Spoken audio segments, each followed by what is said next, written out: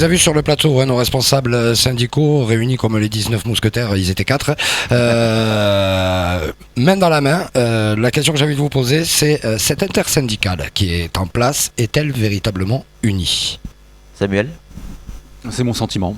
C'est mon sentiment parce que au début des réclamations, des revendications, où on parlait de la clause de revoyure, avant même de parler de de la commission consultative du travail, il y avait un flot de revendications. Je ne parle pas de vous quand je dis un flot, ouais. Un volume de revendications colossal, allant de l'immigration clandestine au code, au code du travail de droit commun. Enfin bon, j'en passe, et des meilleurs, la vie chère.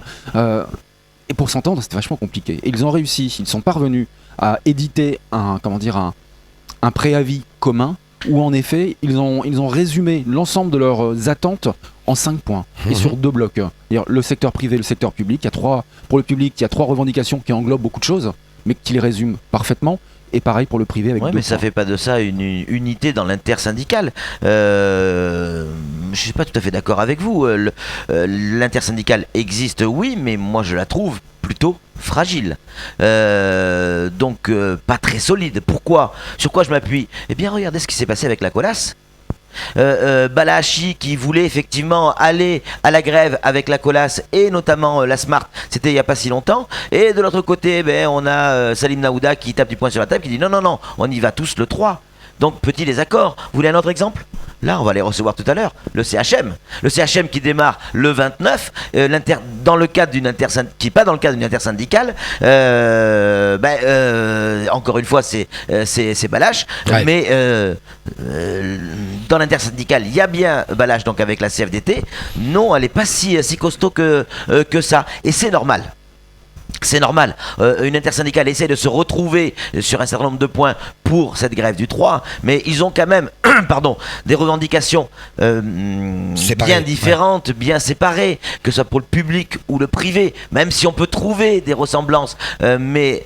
Non, c'est plus compliqué que ça. L'intersyndicale, elle est fragile, et c'est peut-être là le talon d'Achille de cette intersyndicale. Moi, je ne suis pas trop d'accord avec vous, parce que faire l'analogie, le rapprochement avec le CHM, pour moi, c'est se tromper complètement, parce que c'est oublier ce qui s'est passé et quel est l'effet déclencheur de cette grève du 29.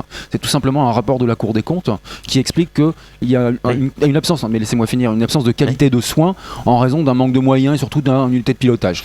Les médecins se sentent floués, vexés. Ils font pas partie de l'intersyndicale, c'est eux qui décident seuls de partir en grève.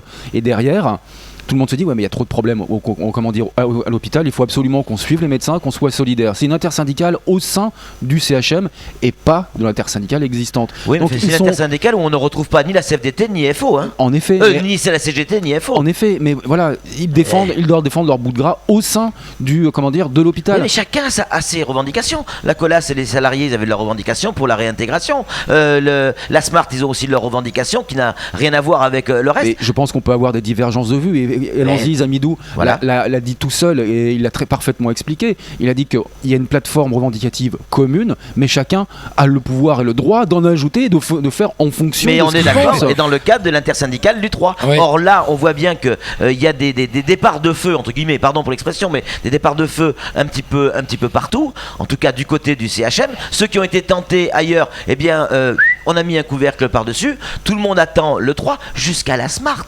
Vous allez voir que la Smart, ça démarrera pas avant le 3. Et la Colas, pareil. Pas sûr, puisque leur préavis de grève, je pense que vous avez raison, puisqu'ils ont demandé une réunion d'urgence, mais le préavis de grève a démarré hier, en fait, le 26. Je pas reçu. Si, je vous le confirme. Ça a démarré hier, mais bon, ils sont pas en grève proprement dit. De toute façon, c'est pas une grève. On peut appeler ça une grève. Donc, mais les urgences sociales ont différents niveaux. En effet, à la Colas, il y avait une réelle urgence sociale qui a voulu faire entendre Balahachi. D'accord. Maintenant, les salariés, je vous rappelle qu'il était avec eux point à bout et il voulait y aller. C'est après eux qui ont dit non, c'est vrai ça va un petit peu trop vite. C'est qui ? Les salariés qui ont fait un petit peu trop vite ? Non, c'est pas ça. C'est vraiment au sein de l'intersyndicale où on n'a pas été, d'accord. Ils ont suivi. En tout cas, merci messieurs. Sur ce plateau ici même, Lanziz rappelait aussi qu'il s'était senti un peu seul lors du conflit de la Sodifra, mais il le rappelait à ses 3 petits camarades. Ouais. C'est parti, c'est la fin de ce face-à-face. Ça fait pas une désunion, hein.